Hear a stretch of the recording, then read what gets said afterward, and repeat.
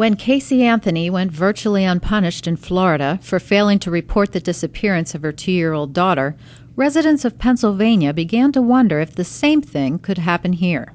While Pennsylvania already has some relevant laws on the books, Representatives Tarah Toohil and Justin Simmons are seeking to strengthen them. I think with the events that happened in Florida with little Kaylee Anthony, we had to look at possible loopholes in our law to prevent what happened there from happening here in Pennsylvania. Many of my constituents, in fact over 300, emailed me wondering how you could go so long without reporting a little child being missing.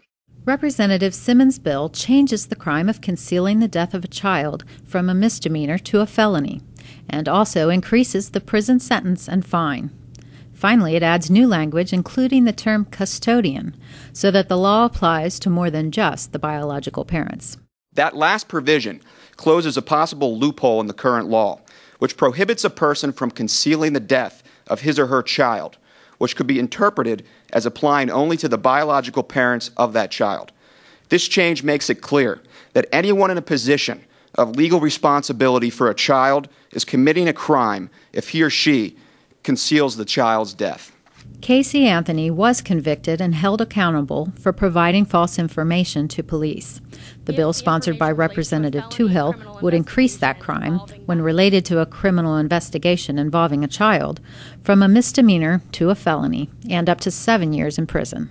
Like Simmons' bill, it adds the language that expands its application to include anyone in a position of responsibility for a child. We need to tighten any standards that are dealing with protection of our children so that, we're not going to be one of those lax states like Florida where someone can just walk away from a crime such as this. These two measures are just a small part of a group of child protection bills working their way through the legislative process. We are striving through the tightening of our child protection laws to make sure all safeguards are taken to protect those who cannot protect themselves.